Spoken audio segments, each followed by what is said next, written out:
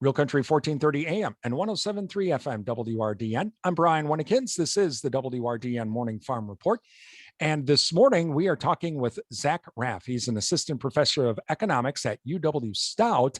And Zach is a co-author of a study on CAFOs and surface water quality, and with evidence from Wisconsin. And we're going to talk with Zach a little bit about this study today. And thank you to our Newsmaker segment sponsors, including Compeer Financial, Animal Wellness Center of Buffalo Valley, Annabis Silo Durand, Osteoplastics, Synergy Co-op, A&J Agronomy, and Wisconsin Farmers Union. Zach, again, thank you for joining us today. Well, first, I guess, just give us a little background on yourself, what you do at UW Stout. You do a lot of agriculture economics, correct? You bet. As you said, I'm an assistant professor of economics, and I'm very much into my research. I really like to look at the dairy industry in the state. I'm originally from Sheboygan, Wisconsin. I'm a proud cheesehead. The governor the previous governor really made a push to continue having Wisconsin be America's dairyland. And so I try and look at, what's driving the markets, what could help continue making Wisconsin a leader in the dairy industry in the United States. I was really, really upset in, I don't remember, it was 1993, 1994. I was in elementary school, and darn California overtook us as #1 milk producing state. And so I try in my research to, have us take over California yet again.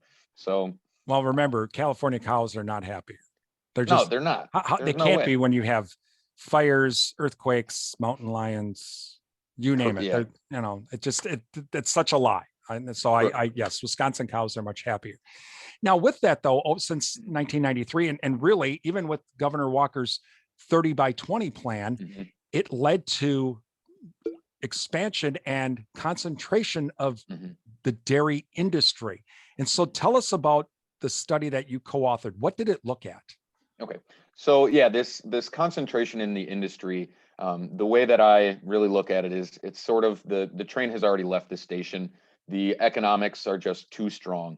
The technological change, the economies of scale, when you're buying, feed at such large scales, you can save a lot of money. The inputs are much, much cheaper, which allows you to produce more milk at a cheaper price or more dairy products. And so there's a very negative light on this concentration of the industry. You see studies that say, well, water quality is bad, all sorts of bad outcomes. And so I decided, me and my co-author, who's also from Wisconsin, we decided to look at, just the first thing that people mostly say is, well, there's bad water quality outcomes from this concentration in the industry. So we decided to look at it from more of a causal, long-term perspective. We had noticed a lot of what, in my mind, it was poorly done research that looked at one large dairy operation or one large hog operation and said, well, here's the lake that's right next to that one operation, and here's a water quality sample, and therefore they automatically attributed the declines in water quality to that CAFO, that large operation. So we decided to look at the entire picture. So we worked with the WDNR to get the information on CAFOs, their location, their size, their permits, their entire history. So our study goes back to before 1995, where there were only 6 permitted CAFOs in the state. And we look at it through 2017, where the number was up above 300. And so we look at that entire historical perspective. We don't just look at a very small geographical area. We look at the entire state during this time. So it allows us to have, in essence, treatment and controls as if we are medical researchers, right? So I'm sure that we've all heard of, the vaccine trials where some people get the placebo, other people get the treatment. So by looking at the entire state over time, we're able to see areas, geographic areas with 0 CAFO exposure and just your traditional smaller livestock operations versus those areas that have either a low concentration or a higher concentration. Think Kewaunee County, where there's something like 40 CAFOs, and those are in essence our treatment. So we're able to tease out some of the statistical noise that you would get if you just looked at correlation, right? So correlation versus causation is something that I think that my wife wants to divorce me because I bring that up every single meal. So we're able to tease out the causal relationship between the CAFO permits and surface water quality. And then the important thing that we want to do then is take that and put it into dollar values, which is, what economists a lot of the time are simply glorified accountants. We take something that may be non-market, like water quality, right? You can't go to the farmer's market and say, I'd like 1 unit of clean water. So we take the effects, and then we're able to quantify those non-market values. And that's what we do in our study. So we connect the CAFOs, or the concentration of the industry, to these surface water quality outcomes on a broad spatial and historical scale, and then identify the value of the changes in water quality. And then importantly, and maybe we'll get into this, but importantly, we compare that to the actual industry and the profits. As I clearly said, I'm an economist. I'm from Wisconsin. The goal of this research is to improve and have the dairy industry in the state continue to be at the forefront of the country. So we really look at options and mechanisms of how the water quality impacts are occurring and what we can potentially do to stop those. Again, we really wanted to take this from an economist angle versus what you'd hear in other, not to be named, there are other disciplines that say bad water quality, shut down. And that's really not the direction that we wanted to go with this study. So with the study, what did you find? I guess what's the expense, if that's the right word for it, what's the expense of the CAFOs and water quality? What does it cost us as a state? Sure, good. So there is the value that we calculated is each. So the marginal CAFO. So if we went from the current amount, so we're understanding that right now we have about 320 CAFOs that are permitted in this state. So if we went to the next CAFO, so say 321, and it went to Buffalo County or Dunn County, that additional CAFO would be worth about $200,000 in surface water quality damages. And so that's just worsening water quality. I'm sure a lot of us around here have seen. I live in Menominee. I live on Lake Tainter, and it's green. So what we find is that the average household in the watershed would be willing to stop the damages or the additional nutrients in the water. Each household would be willing to pay about $3 to remove those additional nutrients that are going into the water. So we find it's about $200,000 per operation in the state. So if Brian decides to have a CAFO, for the water quality cost would be about $200,000. Correct. And so is there now, what's on the other side of that equation though, for what does the CAFO bring, I guess, in the form of benefits, and what are the costs or the revenues, I guess, so to speak, of the benefits of the CAFO? Did you look at that side of it too? Yes. So we actually have so the reason behind, the fact that we're saying these are not the worst, this is not a terrible event. Okay. These cost, this $200,000 is only about 4% of a CAFO's revenues that they're bringing into the area. So I gave the example of Kewaunee County. Kewaunee County was actually recruiting the CAFOs because they bring about $5 million in sales revenue. Each dairy CAFO in the state brings about $5 million in sales revenues. And what we're actually a current ongoing project. So the water quality was simply the first, it's kind of low-hanging fruit because, again, it was what people kind of mention, and we had seen poorly done research. So we wanted to say, okay, here is this value. Now, the next study that we're working on is, because of this consolidation of the concentration of the industry, what is actually happening? Well, this $5 million in sales revenue from the average dairy CAFO in the state is also producing jobs. They're bringing in, so the largest reason that Kewaunee County wanted these operations is because they're also paying taxes. And so when you're paying taxes on $5 million versus an average tax base of a smaller farm is around $500,000, $5 million is going to have higher taxes. There's going to be better jobs. And what those taxes do, and what our next study is looking at, is public good provision.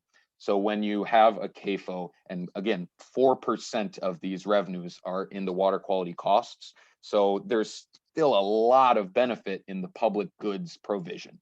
So we're looking at whether or not roads are better, or schools are better, or think of any public goods that are provided by the locality. And when you have $5 million in tax base versus $500,000 in tax base, the former is going to produce a lot better public good provision. So that's what we're looking at in the next study.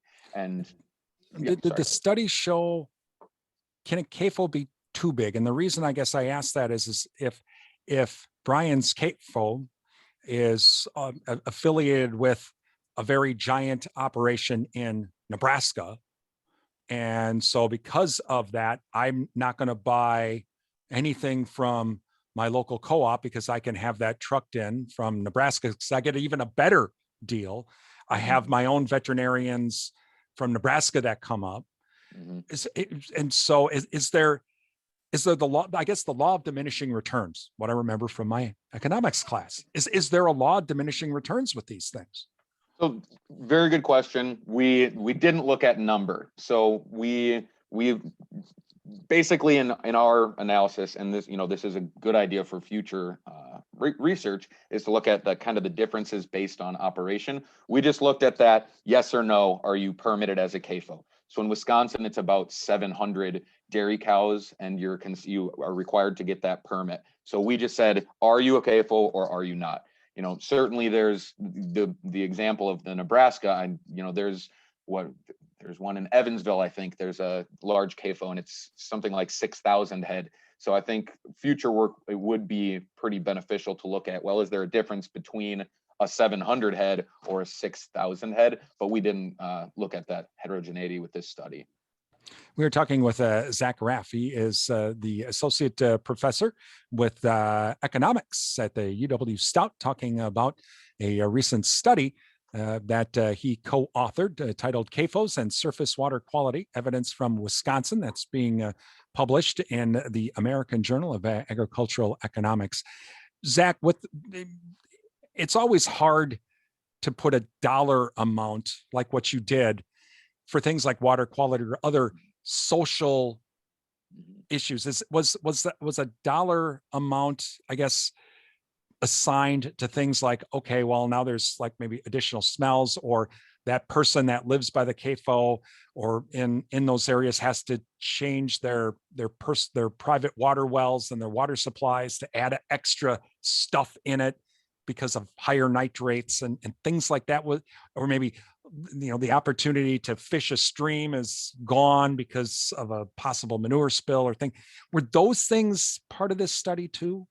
That's a really good question. And what our value gets at is what's called that non-market value. So as you even mentioned, right, it's tough, right? You can't go to the farmer's market and buy clean water. So what our study captures and what previous literature has documented is these non-market or non-use values, which are fishing, swimming, experiencing a picnic by the water, or non-use values, meaning people value just that water quality. So as an example, I have never been to the Grand Canyon, but if you told me that it would cost me $10 to save the Grand Canyon, maybe I'd be willing to pay that $10.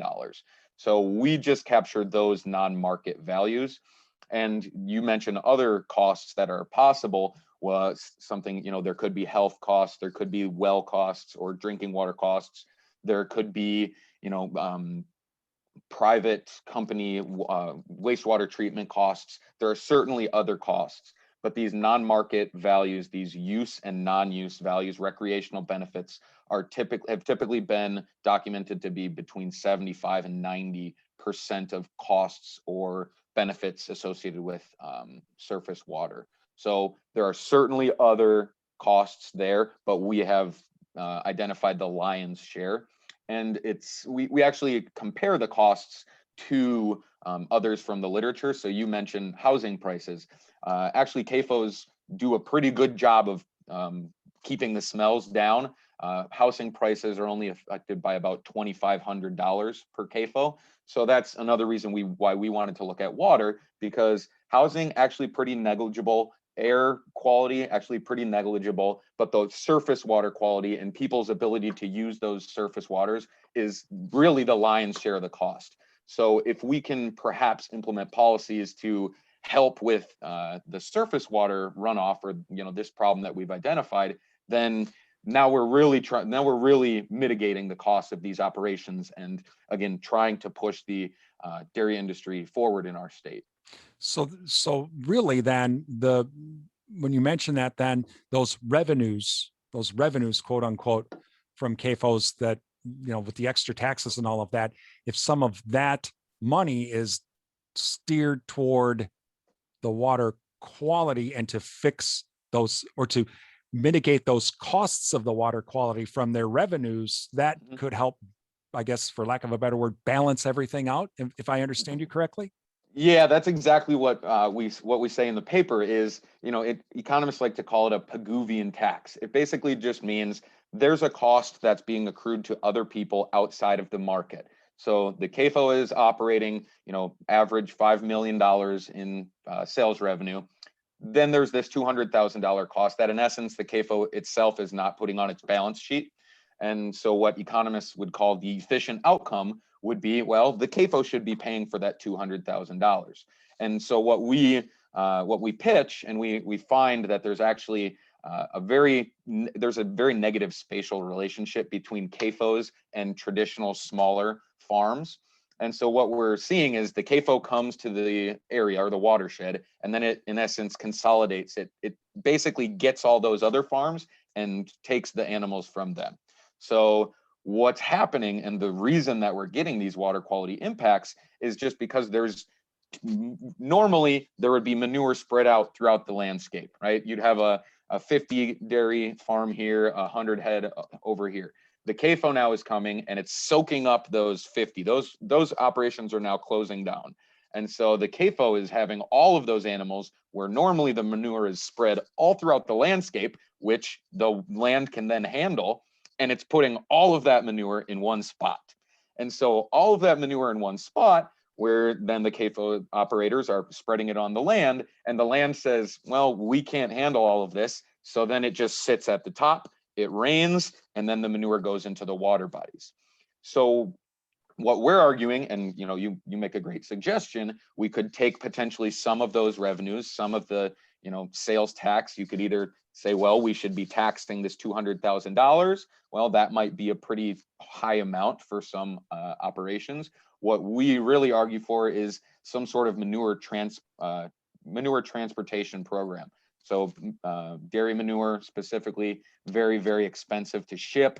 It's prohibitively expensive. So the operators of the CAFOs are better off spreading it on the land. If we had some sort of subsidy program to help those operators ship the manure, get rid of it, send it to areas that actually need the manure as fertilizer, we could stop bringing in so much phosphorus fertilizer up the Mississippi River, and we could then move the manure around, because right now it's just sitting in one spot. It can't be assimilated into the land. It goes to the water. If we could spread it around to places where it was needed, then we wouldn't have this problem. And the argument that CAFOs need to be shut down, would be silly, because it's not necessarily the problem that it just exists. It's just the problem that there's too much manure and they're spreading it too close to the operation.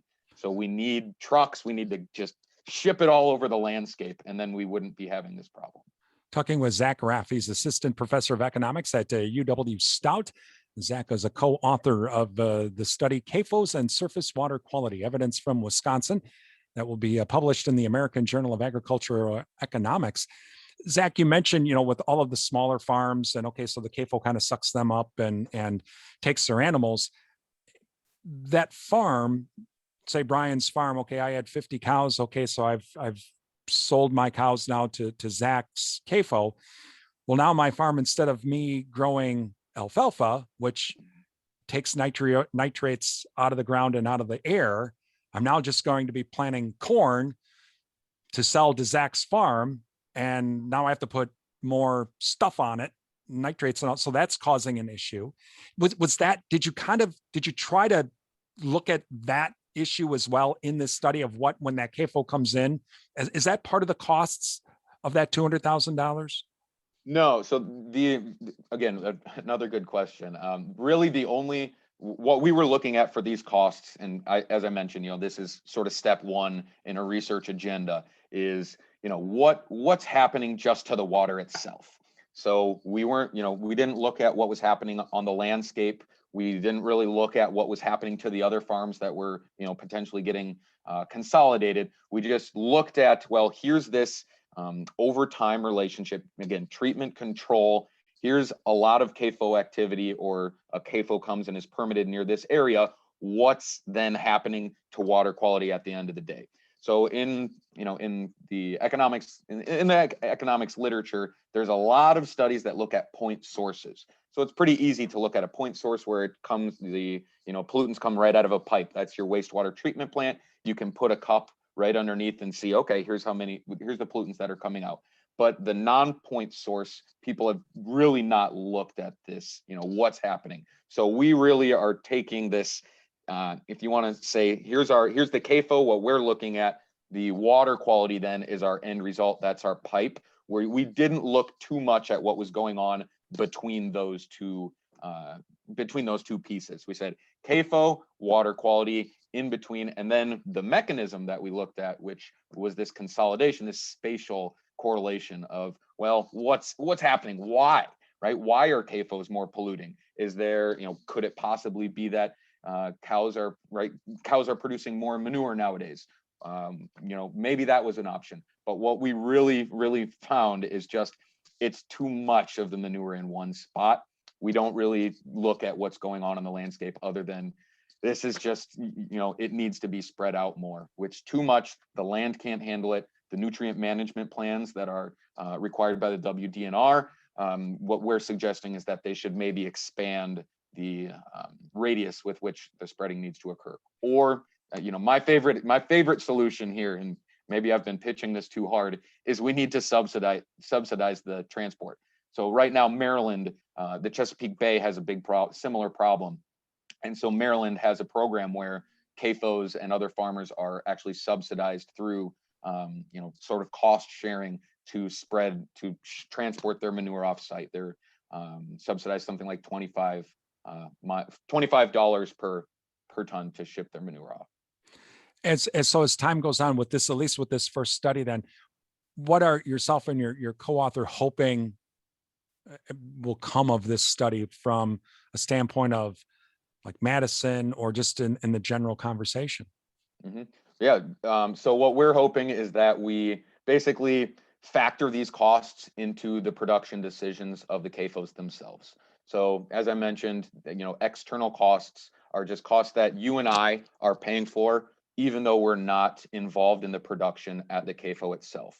So in order to allocate resource, I'm probably bringing back terrible memories from your econ class, but in order to allocate resources efficiently in our society, then when there are costs being borne by outside parties, we need to make those costs borne by the people that are actually producing them. And so that's where hopefully we are basically recommending a higher permit fee for CAFOs. Right now it's only $345. So that's clearly short of the $200,000.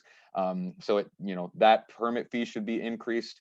The governor recently proposed an increase actually in the permit fee. So we're recommending that's a good first step, or really just having some sort of program to transport the manure.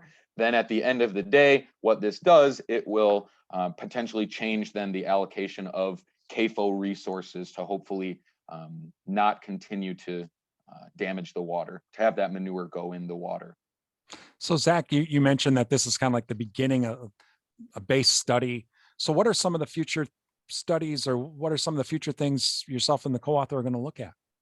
So one that I'm actually most excited about is, the what are the economic impacts to the local area. So as I mentioned, first study, kind of low hanging fruit, you know, okay, water quality, we know this is a big one. But again, why then is it important that we allow, that we continue to allow this consolidation in the industry? As I mentioned, the train has left the station. The economics are just too strong. There's really not a good argument or to just wish CAFOs away. That's just not going to happen. Maybe 50, 100, 200 years down the road, I don't know. But right now, the economics are too strong. So what I think is a really important piece then is to say, okay, we've got some external costs. We need to internalize that. That should be factored in, just like the cost of feed is factored into the operator's budget sheet, so should the water quality impacts. But then I think it's really important to say, okay, what then is happening to public good provision? Are schools getting more dollars because of these operations? Are the student outcomes better or worse, right? So are students getting better grades? Are they missing less class? Are they going to school more, right? We can absolutely tie presence of CAFOs to those sort of other social outcomes.